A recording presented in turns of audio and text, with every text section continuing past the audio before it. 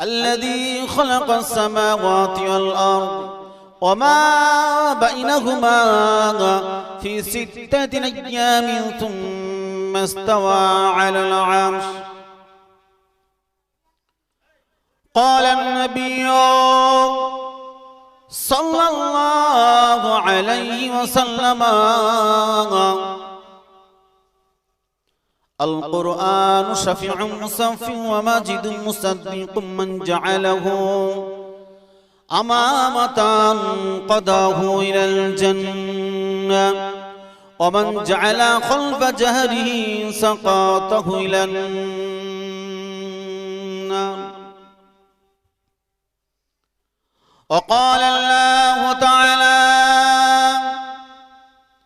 في شان حبيبه مخبرا وآمرا: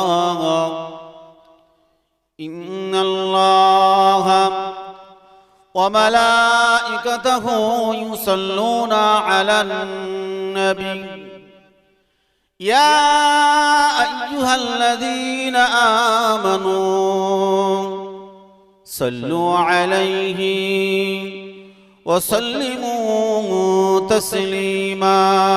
درود شريف. اللهم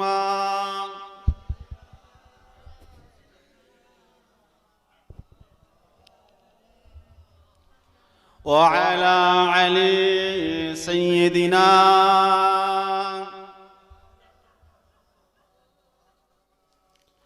যে মায়াময় ছোট থেকে মায়ার জালে বন্ধি রেখে করেছে পালন। হে প্রভু তুমিও তারে তোমার রোষ ছায়া নিড়ে করিও লালন, মাকে করিও লালন। যে মায়াময় ছোট থেকে মায়ার জালে বন্দি রেখে করেছে পালন।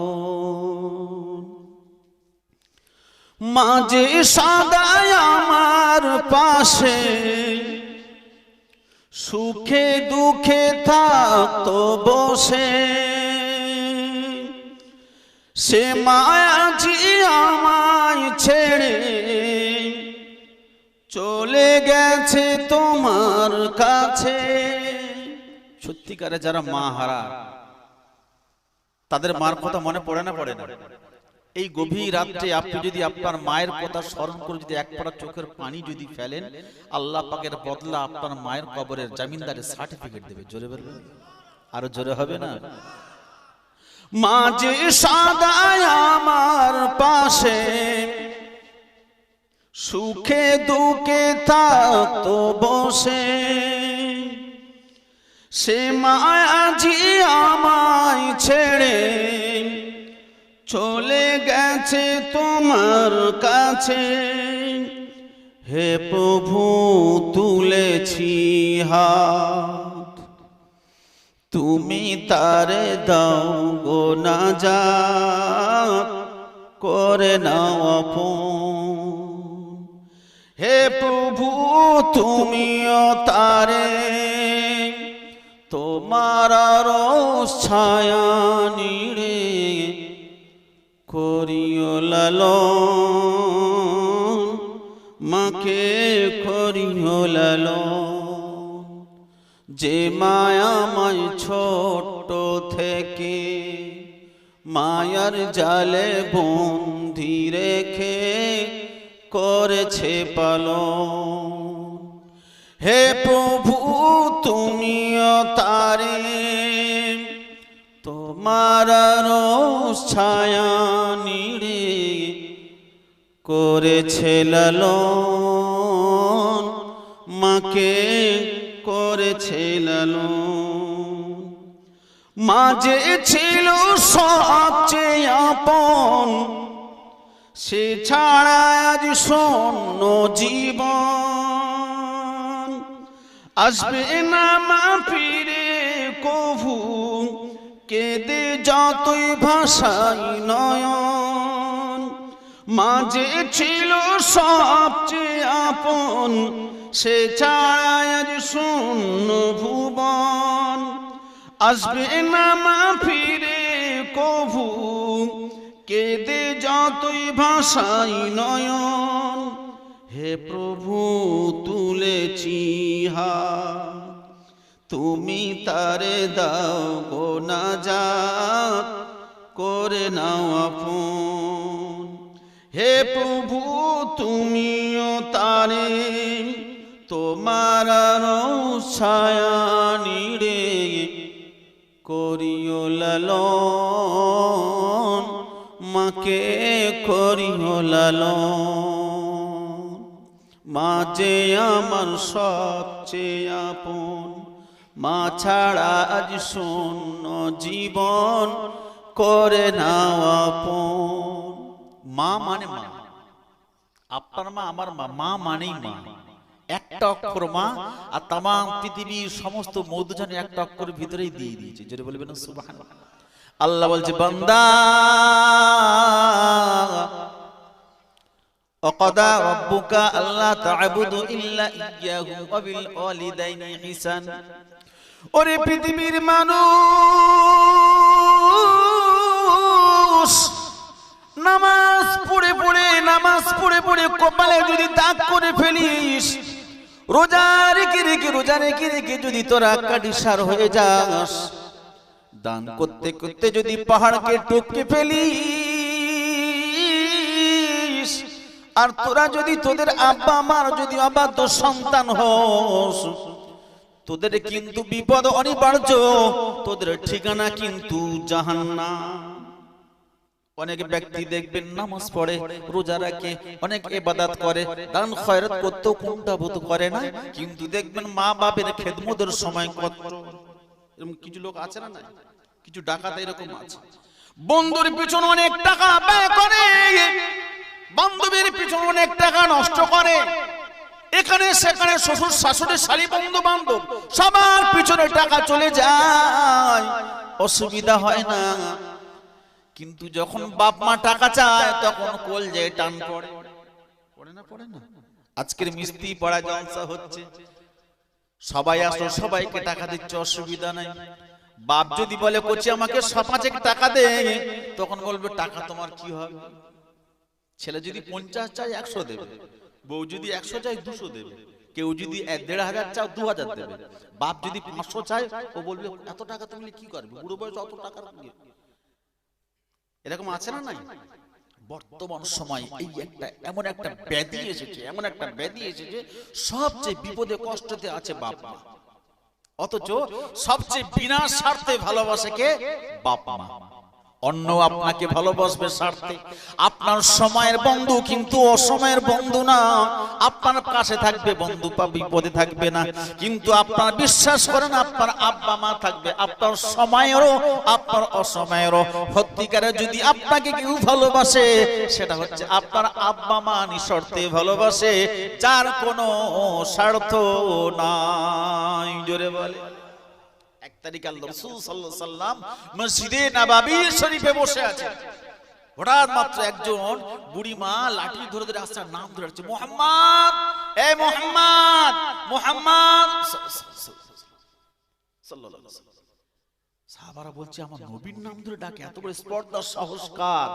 আল্লাহ রাসূল বলছে আমার নাম ধরে ডাকার মতো কেউ নেই, তো নিশ্চয়ই আমার বৃদ্ধা দুধ মাতা এসেছে আমার কাছে। জোরে বলবেন না? আল্লাহ বাগে নবী মসজিদে নববী শরীফ থেকে বার হয়ে আসলেন। মসজিদে নববী শরীফ থেকে বার হয়ে এসে দেখতে পেলেন অন্য কেউ নয়, বুড়িমা দাঁড়িয়ে দাঁড়িয়ে দাঁড়িয়ে দাঁড়িয়ে দাঁড়িয়ে দাঁড়িয়ে নাম ধরে ডাকে, ও আমার যুবকেরা, জওয়ানেরা, মা হারা সন্তান না, এখন এমন সন্তান হয়েছে, মা যদি বাপ যদি চলে যায় বাপ মার কথা মনে পড়ে না। রাসূল বলেছেন কোন বাপ মা হারা সন্তান যদি আব্বা মার কবরের কাছে গিয়ে যদি একটা বার সূরা ফাতিহা যদি পড়ে 40 দিন আমার আল্লাহ কবর আযাবকে maaf করে দেয়। কিন্তু এমন সন্তান আছে বছরকে বছর বাপ মার কবরের ধারে যায়। দেখো সন্তান আছে না নাই? সন্তান বাপ মার কবর ধারে যায় না। শবে বরাতের সময় শবে বরাত আসছে কয়েকদিন পরে, যদি বা ইমাম সাহেব কবরের কাছে গিয়ে একটু দোয়া করবে, পিছন থেকে সিগন্যাল দাদা শেষ করো হলো রুটি শেষ হয়ে গেল, শেষ করো। তার বাপের কবরের কাছে ইমাম সাহেব দোয়া করছে, অনেকে চোখ থেকে পানি ঝরাচ্ছে, আর এ পিছন থেকে সিগন্যাল দিচ্ছে তাড়াতাড়ি শেষ করো। এরকম কপাল পট আছে না নাই? আল্লাহ নবী আমার পার হচ্ছে, সবাই বলছে ইয়া রাসূলুল্লাহ, কোথাকার কোন বুড়ি মা আপনার কাছে এসে আপনার নাম ধরে ডাকে, ইয়া রাসূলুল্লাহ ইয়া হাবিবাল্লাহ, কে আপনার নাম ধরে এত বড় সাহস? শুধু তাই নয়, আপনি পাতন কোলা করে নিয়ে আসলেন, আপনার চাদরখানা বিছিয়ে দিলেন, আপনার চাদর মানে জান্নাতের চৌকাঠের থেকে দামি। আপনি কেন বুড়িমাকে বসালেন? আল্লাহর নবী বলছে আমার সাহাবারা, তোমরা কি জানো না এটা অন্য কেউ নয়, ইনি হলেন আমার দুধমা হালিমা। আরো জোরে হবে না? নারে দেবে। এই সমস্ত জায়গায় বসলে আমি শুধু এই জন্য বলছি, উদ্দেশ্য ওইটাই নাই। এই জায়গাটা তো অনেক জায়গায় যাওয়া হয় না, এইরকম জায়গায় বসলে কমসে কম আব্বা মার জন্য একটু দোয়া তো হবে না কি গো? কিছু কপাল ফাটারা দেখেন বাজারে শুধু হই হুল্লোড় করছে, বসে না। জলসা মিলাদ এদের কাছে এত খারাপ জিনিস, এদের কাছে এত নোংরা জিনিস যে জলসা মিলাদ দিচ্ছে, রেগে যাচ্ছে যে জলসা মিলাদ দিচ্ছে কেন? ড্যান্স হাঙ্গামা দেবে, কত সুন্দর নাচবো, জমে বসে নাচবো, তালে তাল মিলে নাচবো, ড্যান্স হাঙ্গামা দেয় না কেন? জলসা মিলাদ দিচ্ছে কেন? এটা হচ্ছে রুচির পরিচয়। সবাই সব পছন্দ না, কেউ দুধ খুব পছন্দ করে, আবার কেউ দুধ বিক্রি করে মদ খায়, এরকম লোক আছে না নাই? সবাই রুচি সমান নয়, আপনি সব জায়গায় এখানে আপনি সবাইকে পাবেন না। বিশ্বাস করেন, নিকৃষ্ট প্রাণীগুলোকে যদি আপনি লক্ষ্য করেন, নিকৃষ্ট প্রাণী, আপনি তাদের ডাকবেন তারা ডাক শুনবে। আপনি বাড়িতে যাবেন, বাড়িতে গিয়ে বলবেন, হাঁসকে বলবেন আয় গোড় আয় গোড়, হাঁস আসবে না? আপনি বাড়িতে গিয়ে যদি মুরগিকে যদি বলেন আটি করে বলবেন, মুরগি চলে আসবে না? নিকৃষ্ট প্রাণী কুত্তাকে যদি বলেন আতু, কুকুর ছুটে চলে আসবে। নিকৃষ্ট প্রাণী কুকুর মনিবের ভাষা বুঝলো, নিকৃষ্ট প্রাণী কুকুর গুরু এমন করে হাঁস মুরগি বুঝলো, কিন্তু আমরা বুঝলাম না।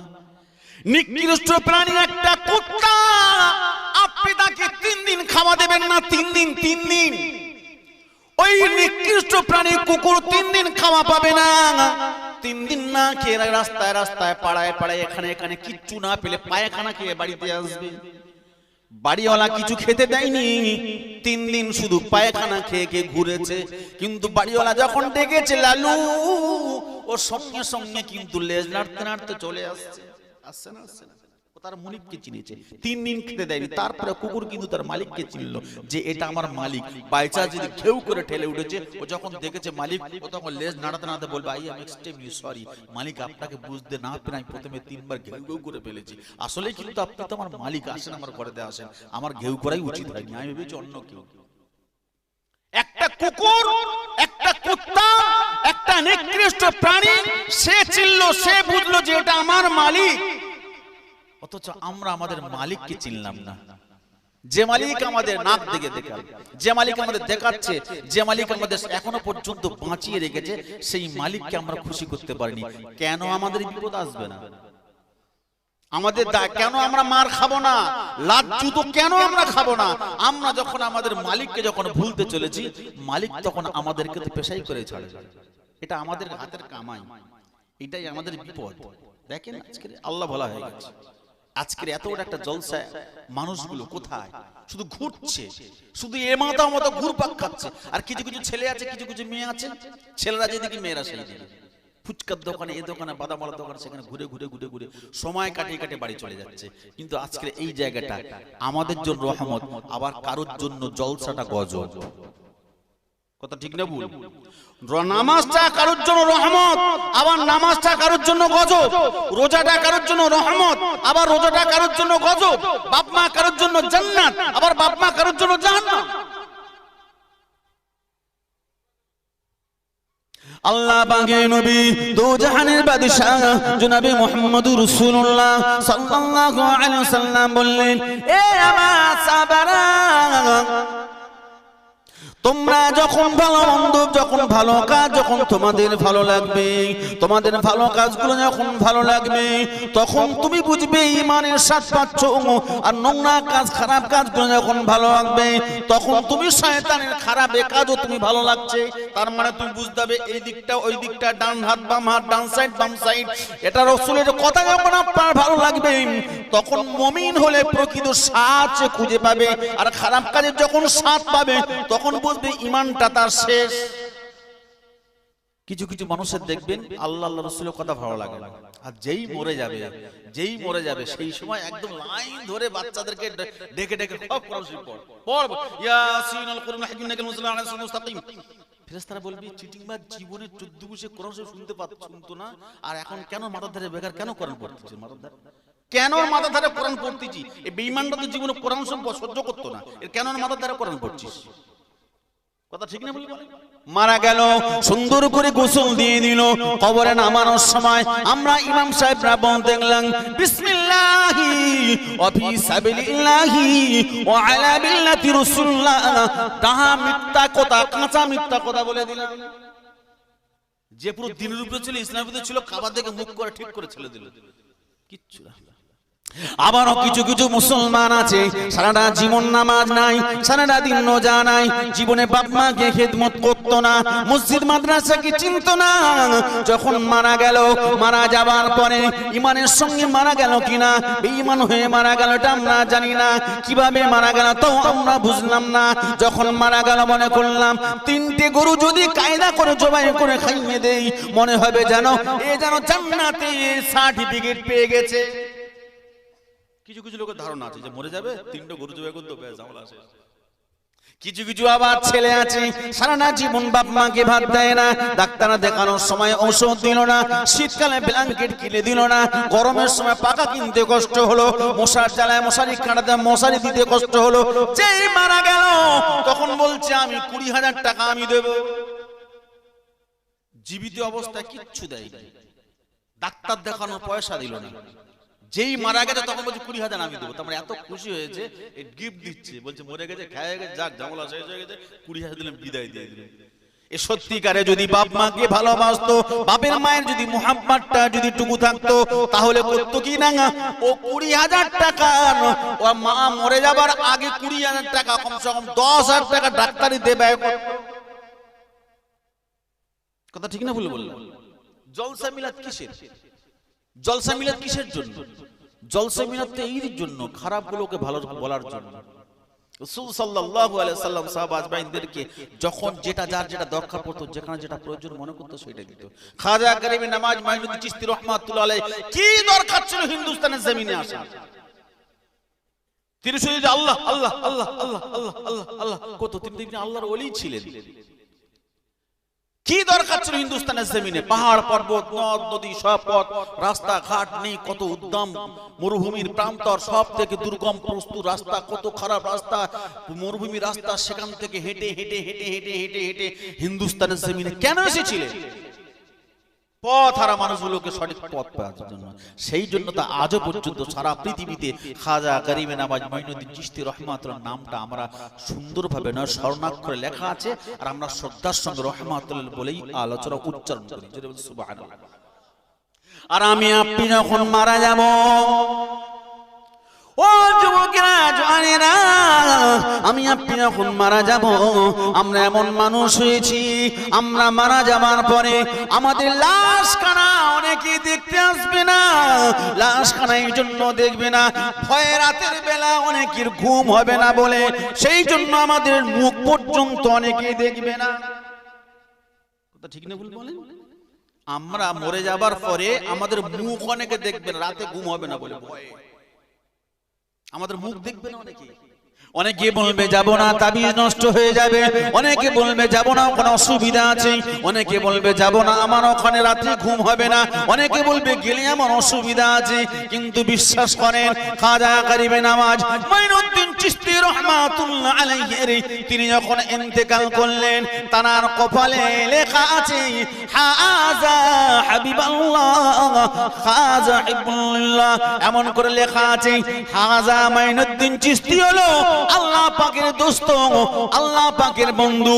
এই লেখাটা দেখে হাজার হাজার মানুষ কলেমা পড়ে মুসলমান হয়ে গেছিলেন। আরো জোরে হবে না?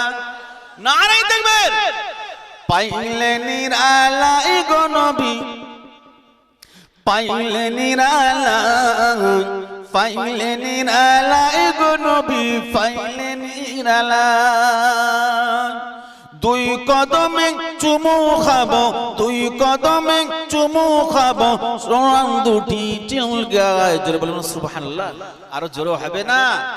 পাইলে নিরালাই গো নবী, পাইলে নিরালাই, পাইলে নিরালাই গো নবী, পাইলে নিরালাই। দয়াল নবী মদিনাতে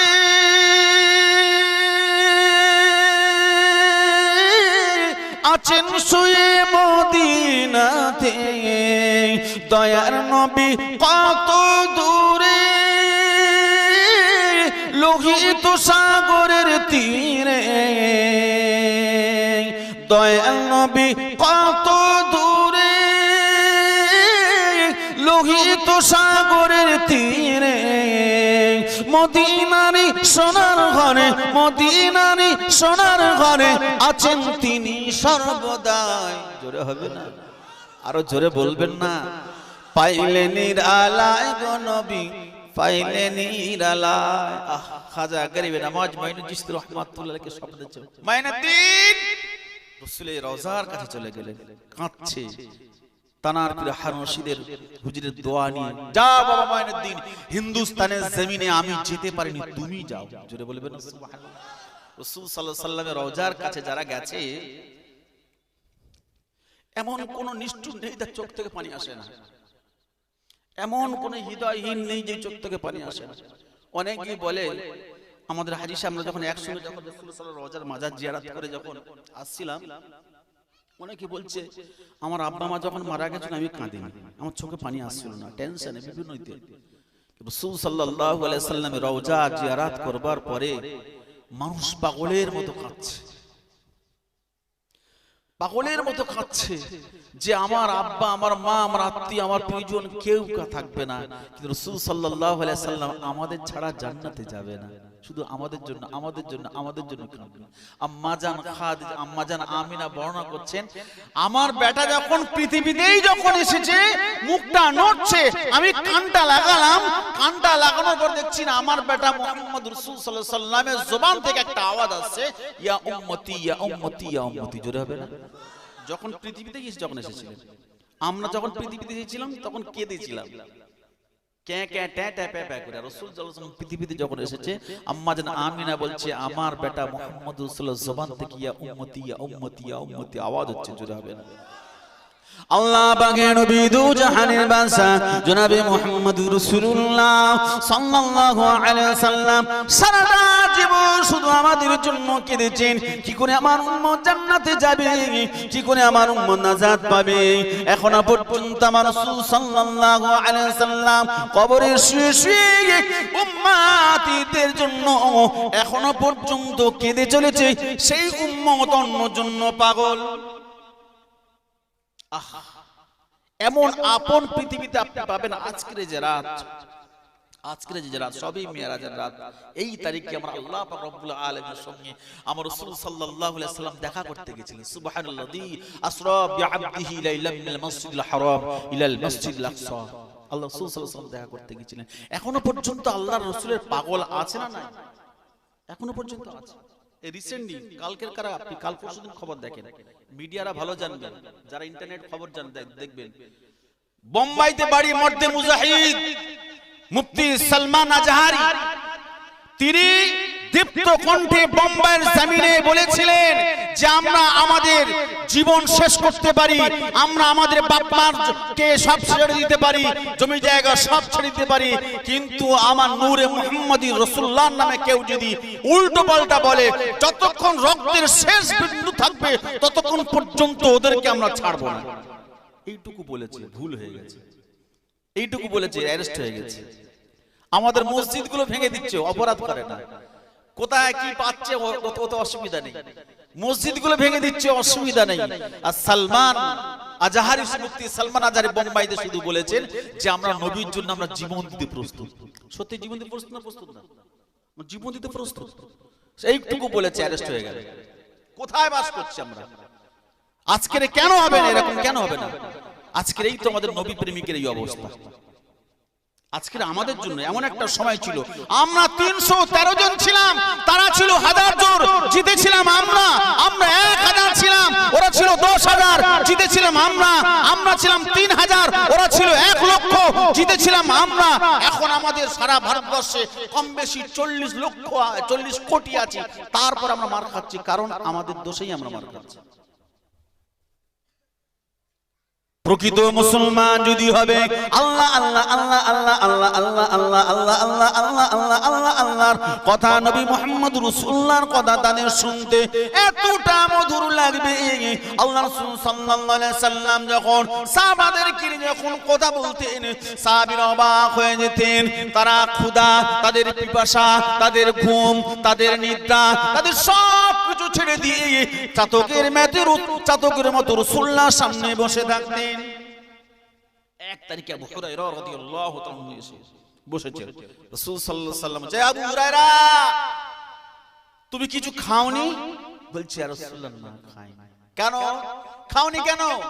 ইয়া রাসূলুল্লাহ, ইয়া হাবিবাল্লাহ, যখন আপনি আলোচনা করছিলেন, ইয়া রাসূলুল্লাহ, ইয়া হাবিবাল্লাহ, আপনি যখন আপনার কথা যখন বলছিলেন, ইয়া রাসূলুল্লাহ, হে আমি যেন জান্নাত দেখতে পাচ্ছিলাম। আপনার কথা শুনতে শুনতে শুনতে শুনতে ইয়া রাসূলুল্লাহ, আমার এত মজা লাগছিল, আমার ক্ষুধা পিপাসা সব যেন ভুলে গেছিলাম। আরো জোরে হবে না? ও আমার যুবকেরা, জওয়ানেরা, আবার কান্না শুরু করে দিলেন। আল্লাহ নবী তো জাহানের বাদশার কাছে কান্দা লাগলি, ইয়া রাসূলুল্লাহ, ইয়া হাবিবাল্লাহ, বাবা হুরায়রা কাঁদো কেন ইয়া রাসূলুল্লাহ? আমি তো আপনার কথা শুনি আমার ভালো লাগে, কিন্তু আমার একটাই কষ্ট ইয়া রাসূলুল্লাহ, আপনার কথা শুনে যখন আমার বাড়িতে যাব, আমার মা আমাকে মেরেছে, আবার হয়তো মারতে পারে। আল্লাহ নবী চুপ করে রইলেন। আল্লাহ নবী বললেন, হুরায়রা, ও বাবা হুরায়রা, চুপটি করে আছো? আল্লাহ নবী বললেন, হুরায়রা, তুমি কি বলতে চাও? ইয়া রাসূলুল্লাহ, ইয়া হাবিবাল্লাহ, আপনি আমার মায়ের সম্পর্কে কিছু কি বলবেন? আল্লাহ নবী বললেন, বাবা হুরায়রা, তোমার মা তোমাকে মেরেছে, আমি কিছু বলবো না। তোমার মা তোমাকে কি মেরেছে, আমি কিছু বলবো না। বলছি, ইয়া রাসূলুল্লাহ, আমি বলছি না আমার মাকে কিছু বলেন, তবে এইটুকু অনুরোধ করছি, ইয়া রাসূলুল্লাহ, আমার মায়ের জন্য একটু দোয়া করেন। এইটুকু করেন। আল্লাহ নবী বললেন, যাও বাবা হুরায়রা, আল্লাহুম্মা হিদি উম্মা আবু হুরায়রা, আল্লাহুম্মা হিদি উম্মা আবু হুরায়রা। আল্লাহ নবী দোয়া করলেন, আবু হুরায়রা রাদিয়াল্লাহু তাআলা চলে গেলেন। কে দেখছেন, যখন বাড়িতে গেছে দরজা খুলে হুরায়রা মা বলতে, বাবা হুরায়রা, আমি তোমাকে মেরে ভুল করেছি, চলো তোমার নবীর কাছে যাব, আমি কলেমা পড়ে নেব। আরো জোরে হবে না?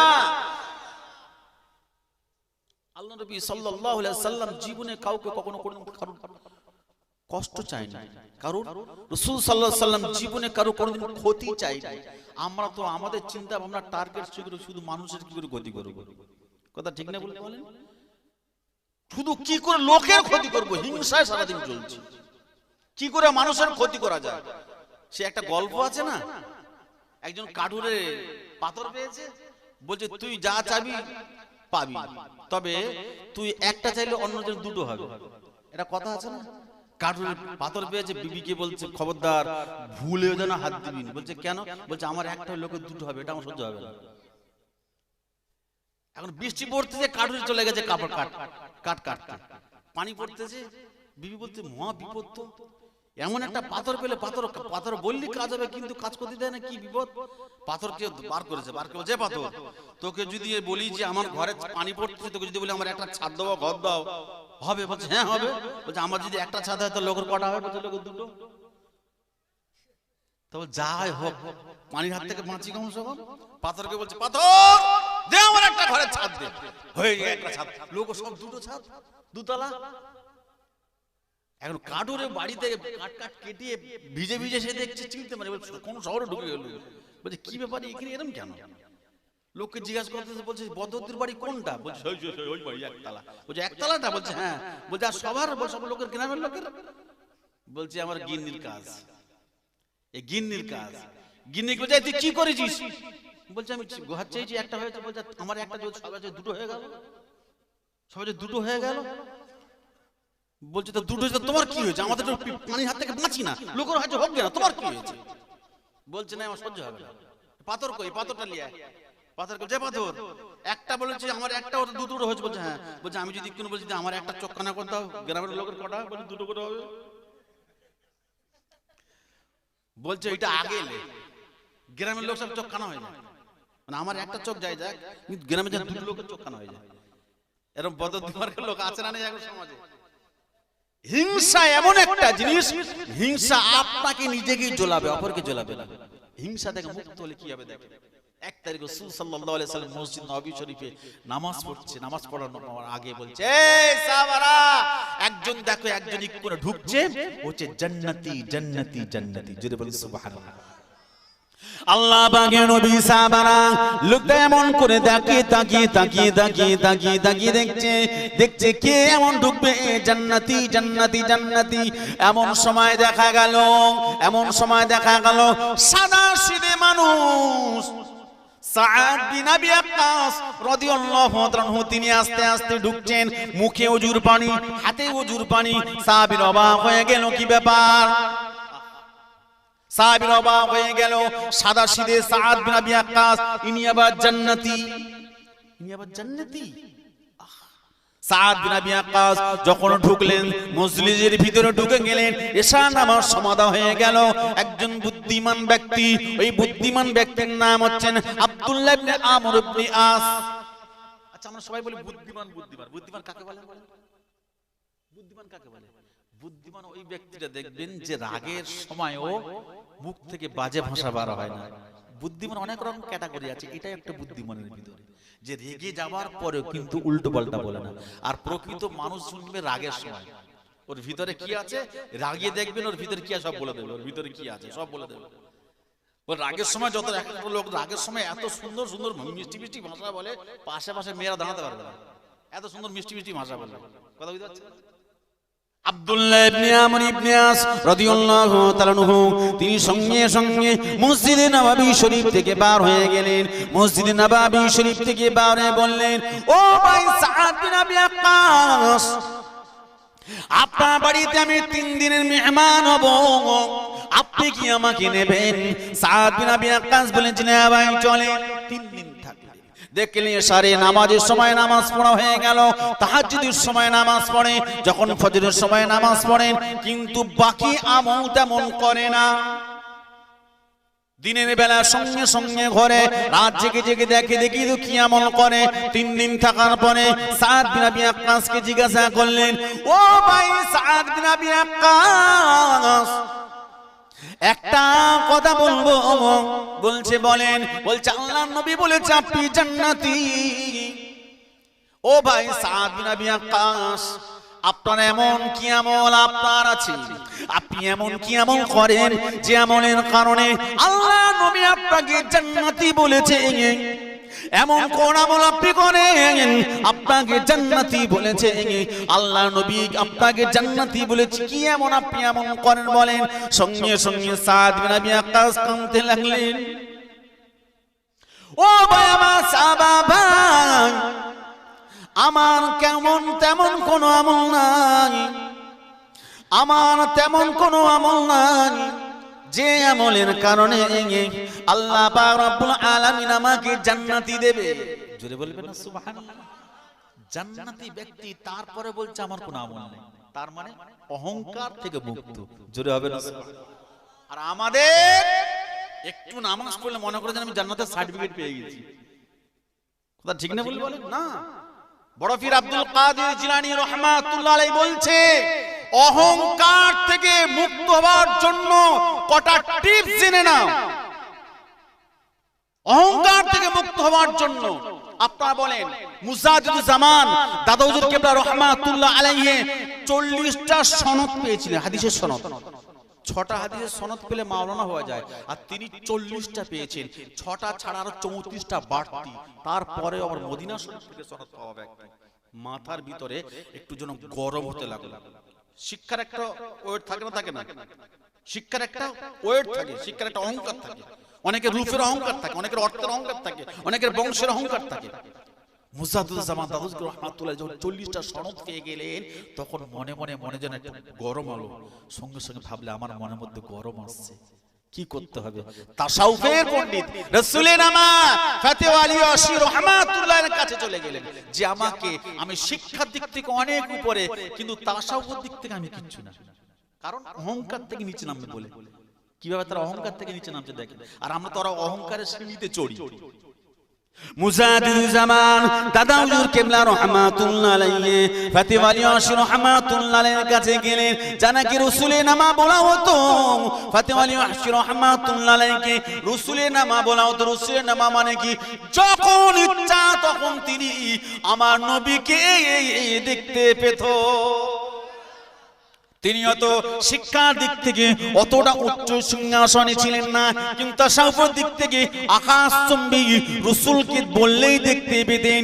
সঙ্গে সঙ্গে মুজাদ্দিদুজ জামান দাদা হুজুর কিবলা রাহমাতুল্লাহ আলাইহি, মুজাদ্দিদুজ জামান দাদা হুজুর কিবলা রাহমাতুল্লাহ আলাইহি তানার পীরের কাছে মুরিদ হয়ে তানা তাসাউফ শিক্ষায় শিক্ষিত এই জন্য হয়ে হতে লাগলেন যে আমি এত শিক্ষায় শিক্ষিত, আমার অহংকার যেন না বাড়ে, আমার পীরের কাছে আমি বিক্রি হয়ে গেলাম। এত শিক্ষায় শিক্ষিত হওয়ার পরে নিজের মনে মনে মনে মনে মনে মনে ভাবতে লাগলেন আমার অহংকার আমার মাথায়। আর মানুষের অহংকারটা তো মাথায় যায়, জানা যায় না? অহংকারটা মাথায় যান। তিনি করলেন কিনা মুজাদ্দিদুজ জামান দাদা হুজুর কিবলা রাহমাতুল্লাহ আলাইহি তানার পীর মুর্শিদ ফাতেহ আলী আশি রাহমাতুল্লাহ আলাইহি জুতো মোবারক কানা মাথায় নিয়ে অহংকার থেকে মুক্ত হয়ে মাথায় জুতো নিয়ে মুজাদ্দিদুজ জামান দাদা হুজুর কিবলা রাহমাতুল্লাহ আলাইহিকে দেখে ফাতেহ আলী আশি রাহমাতুল্লাহ বললেন, এ বাবা আবু বকর, ও বাবা আবু বকর, আল্লাহ পাকের কাছে তুমি এত প্রিয় হয়ে গেছো, নিজেকে এত ছোট মনে করেছো, নিজেকে এতটা নরম মনে করেছো, নিজেকে এতটা পানির মতো মনে করেছো, নিজেকে এত ছোট মনে করেছো, নিজেকে অহংকার মুক্ত হয়ে গেছো। আল্লাহ তোমাকে মুজাদ্দিদুজ জামান করবে, আর বাংলা নয় 52টা জেলার মানুষ তোমার জুতো মোবারক নিয়ে ঘুরবে। আরো জোরে হবে না? আরো জোরে বলতে পারছেন না? নাই দেখবে ও মা যুবকেরা জওয়ানেরা, নরম কি জিনিস দেখেন, পানি কি জিনিস দেখেন। পানি এমন একটা জিনিস, পানি ঠান্ডা, পানি ঠান্ডা না গরম? ঠান্ডা। পানি ঠান্ডা। পেট্রোল কি গরম না ঠান্ডা? গরম। আপনি পানির বোতলে 1 লিটার পানির বোতল আপনি রেখে দেবেন, একদিন পরে যাবেন, যতটুকু পানি ততটুকুই থাকবে না? থাকবে না? থাকবে ততটুকু। কিন্তু যদি আপনি পেট্রোল 2 লিটার পেট্রোল নিয়ে যদি আপনি রেখে দেন, 2 লিটার পেট্রোল রাখবেন, মুখটা টুক করে খুলে দেবেন, 1 ঘন্টা পরে যাবেন, 2 লিটারের পেট্রোল কি মনে একটু বাড়বে? শেষ হয়ে যাবে না? ক্ষয় হয়ে যাবে। কারণ গরম। গরম যদি একবার ঢুকেছে শেষ হয়ে গেছে, গরম যদি একবার ঢুকবে শেষ হয়ে যাবে।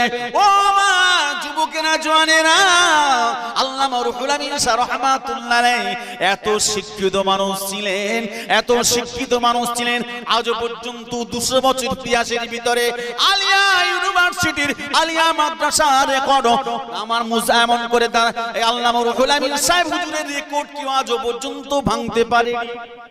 দু হাতে কলম চালাতেন, কত কিতাব লিখেছে, কত ভাষাভাষীর কিতাব লিখেছে।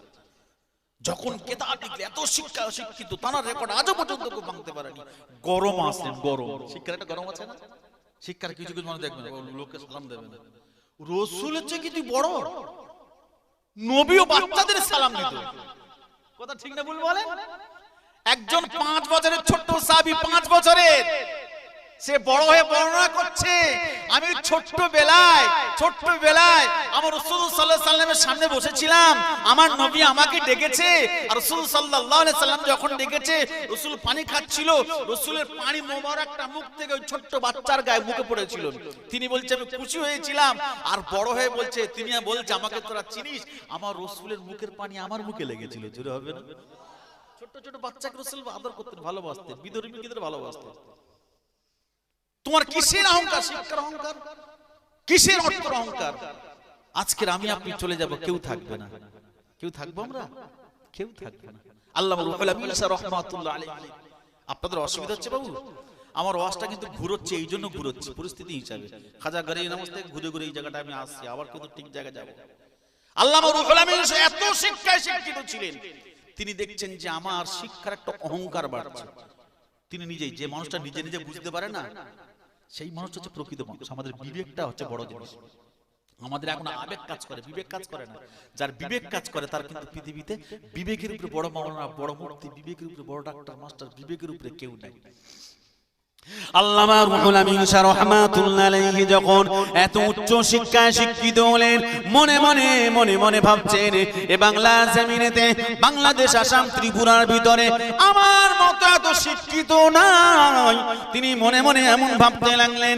তারপরে তিনি মনে মনে ভাবছেন আমার অহংকার বাড়ছে। সঙ্গে সঙ্গে তিনি করলেন কিনা, মুজাদ্দিদুজ জামান দাদাজুল কারীম রাহমাতুল্লাহ আলাইহির কাছে তিনি মুরিদ হয়ে গেলেন। মুরিদ হয়ে গিয়ে দাদাজুল কারীম রাহমাতুল্লাহ জুতোখানা নিয়ে মাথায় মারছেন। মাথায় কেন গরমটা তোমাদের মাথায় ওঠে? জুতোখানা নিয়ে মাথায় মারছি, এই গরম নিচে নাম, আমি কিচ্ছু জানি না, আমি আমার পীরের কাছে আমি বিক্রি হয়ে গেলাম। আমার পীর মুজাদ্দিদুজ জামান দাদুল কারীম রাহমাতুল্লাহর কাছে আমি নরম হয়ে গেলাম, আমি কিচ্ছু জানি না। মুজাদ্দিদুজ জামান দাদুল কারীম রাহমাতুল্লাহ আলাইহি বলতেন, বাবা রুহুল আমিন, ও বাবা রুহুল আমিন, তুমি হলে বড় মাওলানা। জোরে বলে, গরম থেকে সাবধান। যে কথা আমি বলতে যাচ্ছিলাম, বড় পীর আব্দুল কাদের জিলানী রাহমাতুল্লাহ আলাইহি বলেছিলেন, এ পৃথিবীর মানুষ, তোমরা নিজেকে সব সময় কি করে ছোট ভাববে? বড়রা ছোটদের কাছ থেকে কি করে ছোট ভাববে? ছোটরা বড়দের কাছে কি করে ছোট হবে? আলেমরা সাধারণ মানুষের কাছ থেকে কি করে ছোট হবে? সাধারণ মানুষ আলেমের কাছ থেকে কি করে ছোট হবে? মুসলমান কি করে বেঈমানের কাছে ছোট হবে? আচ্ছা, বেঈমানের কাছে মুসলমান ছোট হবে, এটা কেমন কথা বলেন? তারও কারণ আছে। সবাই জিজ্ঞাসা করলো বড় পীর আব্দুল কাদের জিলানী রাহমাতুল্লাহ আলাইহি, ও বাবা বড় পীর আব্দুল কাদের জিলানী রাহমাতুল্লাহ আলাইহি, একটা আলেম সাধারণ মানুষের কাছে কি করে ছোট হবে? এটা তো আলেম, তো আমি তো একটা আলেম, আপনার কাছে কি করে ছোট? ছোট মানে কি? নরম হব, কি করে হব? সে শুধু আলেমটা শুধু মনে মনে মনে মনে মনে মনে মনে মনে ভাববে, আল্লাহ তুমি আমাকে ওহীর ধারক বাহক বানিয়েছো, তুমি আমাকে ওহীর ধারক বাহক বানিয়েছো। আল্লাহ এই শুকরিয়া আদায় করে শেষ করতে পারবো না, অতএব ওদের কাছে আমি ছোট হই, আল্লাহ তুমি আমাকে বড় বানাও। ছোট হও, তোমাকে আল্লাহ বড় করো। ছোটরা বড়র কাছে কি করে, ছোটরা বড়র কাছে কি করে ছোট হবে? বড়রা ছোটর কাছে কি করে ছোট হবে? সব সাধারণ মানুষ, বড়রা ছোটর কাছে কি করে ছোট হবে? সঙ্গে সঙ্গে বড় পীর আব্দুল কাদের জিলানী রাহমাতুল্লাহ আলাইহি বলেছিলেন, এই পৃথিবীর মানুষেরা, তোমরা বড়রা ছোটদের কাছে এই জন্য নরম হবে, মনে মনে ভাববে ওরা ছোট, ওদের বয়স কম, ওদের বয়স কম মানে ওদের গোনা কম, আমার বয়স বেশি মানে আমার গোনাটা বেশি, অতএব আমি আমার গোনা বেশি মানে আমি তো ভালো না। আর আমরা করি কি, আমি ভালো সব খারাপ। কথা ঠিক না বলবেন? আমরা মনে করি যে আমার মতো ভালো মানুষ পৃথিবীতে আর কেউ নেই, বাকি সব খারাপ। বড় পীর আব্দুল কাদের জিলানী বলতে, বাবারা তোমরা ছোটদের এই জন্য মনে করবে যে ওদের বয়স কম, ওদের বয়স যাবে, ওদের গোনা কম, আমাদের বয়স বেশি, আমাদের গোনা বেশি, তাহলে অটোমেটিক তুমি ছোটদেরকে স্নেহ করতে ইচ্ছা হবে, ছোটদেরকে ভালোবাসতে ইচ্ছা হবে। এইবার ছোটরা বড়দেরকে কি মনে করবে? ছোটরা মনেদেরকে এই জন্য বড়দেরকে মনে করবে। ছোটরা যদি বড়দেরকে এইভাবে মনে করে যিনি আমার থেকে বয়স বেশি, বয়স বেশি মানে আমল বেশি, বয়স বেশি মানে ইবাদতের সময় বেশি, বয়স বেশি মানে তাসবিহ তাহলিলের সময় বেশি, আমার বয়স কম মানে আমার ইবাদতের বয়স কম, অতএব উনি আমার থেকে ভালো, আমি ওনার থেকে খারাপ, তাহলে তোমার ভিতরে আর গরম আসবে না। কথা ঠিক না ভুল? এইবারে যে কথাটা যে বড় পীর আব্দুল কাদের জিলানী রাহমাতুল্লাহ আলাইহি কথাটা বলেছে, যে কত বড় কথা, যে তুমি কাফেরের কাছে নিজেকে ছোট মনে করবে, বেঈমান বিধর্মীর কাছে তুমি নিজেকে ছোট মনে করবে। এটা কেমন কথা যে আমি একটা মুমিন, আমি একজন মুসলমান, আমি কাফেরের কাছে কেউ ছোট হই? এটা সম্ভব নাকি? আশরাফ আলী থানভী রাহমাতুল্লাহকে এই কথাটা বলা হয়েছে। হুজুর বড় পীর আব্দুল কাদের জিলানী রাহমাতুল্লাহ এই কথাটা কি করে বললো? বলছে এগুলো কালের প্রতিকূলের জন্য, সময় পরিস্থিতি হিসেবে, সময় কাল পাত্রের কারণে কথাটা বড় পীর আব্দুল কাদের জিলানী বলছে। বলছে সময় পাত্র কাল আবার ব্যাপারটা কি? বলছে বড় পীর আব্দুল কাদের জিলানী রাহমাতুল্লাহ আলাইহি এই জন্য কথাটা বলেছে যে তুমি জান্নাতে যাওয়ার এক বিগত বাকি, তুমি জান্নাতে যাওয়ার এক বিগত বাকি, মরণের আর মাত্র সময় বাকি।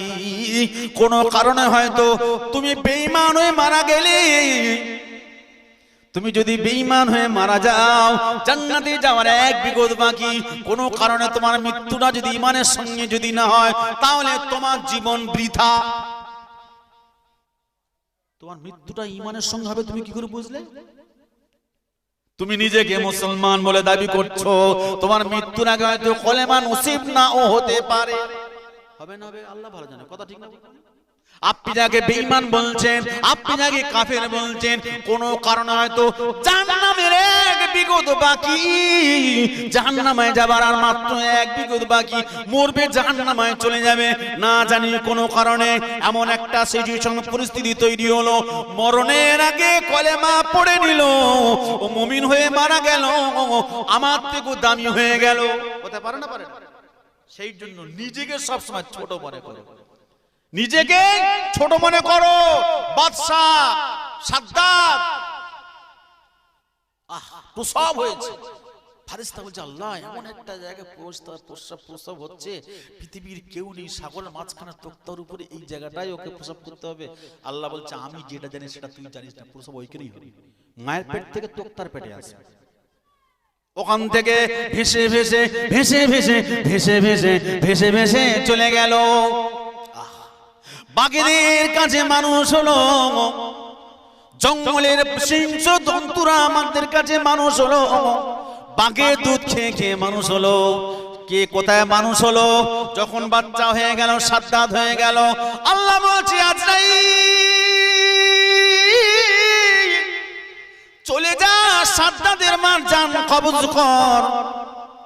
আজরাইল বলল আল্লাহ একে তো সাগরের মাঝখানে মা ছাড়া কেউ নাই, এখন যদি আপনি মা জান কবজ করেন কি হবে? আল্লাহ বলছে আমি যেটা বলছি তুই সেইটা কর। সাগরের মাঝখানে বাচ্চা প্রসব হলো, সাদ্দাত প্রসব হলো, মার জান কবজ হলো, আল্লাহ বাঁচালো কাকে? হিংস্র জন্তু দুধ খাইয়ে বড় হয়ে গেল, অনেক কিছু হয়ে গেল, বলছে আমি জান্নাত বানাবো। কে? সাদ্দাত বলছে আমি জান্নাত বানাবো। বানা, জান্নাতে কি আছে? কিতাব পত্র বই দেখে জান্নাতে হুর আছে, জান্নাতের নকশা এরকম, জান্নাত দেখতে অনেক সুন্দর, পৃথিবীর বিখ্যাত বিখ্যাত নারীদেরকে নিয়ে হুররা রাখলেন, পৃথিবীর বিখ্যাত বিখ্যাত দামি জায়গায় জান্নাত বানালেন। অহংকার, ফেরেশতা রেগে যাচ্ছে, আল্লাহ ও কি করে, কি বলছে করতে দে না, কি করে করুন করতে দে, ওরকম করিস নি, করতে দে। জান্নাত কমপ্লিট, সাদ্দাত লোকজন নিয়ে আসলেন, সাদ্দাত জান্নাত দেখবে, তার নিজের প্রতীক, নিজের তৈরিকৃত জান্নাত, জান্নাতের নকশা, জান্নাতের সুবাস, জান্নাতের নিয়ম অনেক সুন্দর সাজিয়েছে। জান্নাতের মুখে যাবে, ফেরেশতা বাধা, কোথায় যাচ্ছিস, এই কোথায় যাচ্ছিস? বলছে তুই কে রে, আমার জান্নাতে আমি যাব, তুই কোথায় যাচ্ছিস? বলছে অত সহজ না, জান্নাত দেখতে যাবি? বলছে হ্যাঁ। বলছে কোথায় যাবি? জান্নাত না, তোকে জাহান্নামায় দেখাবো। কি স্পর্ধা এত বড়, গোলা টিউরি দিবেছে, জিব্বা রয়ে গেছে। বলছে একটু সাতটা দেই, এক পা ওপারে এক পা এপারে। জান্নাত দেখা হয়েছে সাদ্দাতে? দেখা হয় না।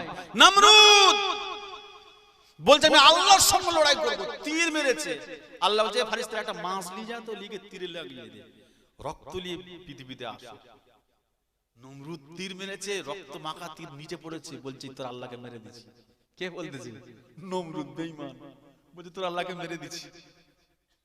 আল্লাহ পাকে নবী ইব্রাহিম খলিলুল্লাহ বলতে হাসতে লাগলেন, তুই আমার আল্লাহকে মেরেছিস? বলছে মেরে দিয়েছি, এই দেখ খালি তীর মেরেছিলাম, রক্ত মাখা তীর নিচে নেমেছে, উপরে তো আল্লাহ, উপরে তো কিছু নাই। সেই জন্য মাছের রক্ত হালাল, অবদানের কারণে।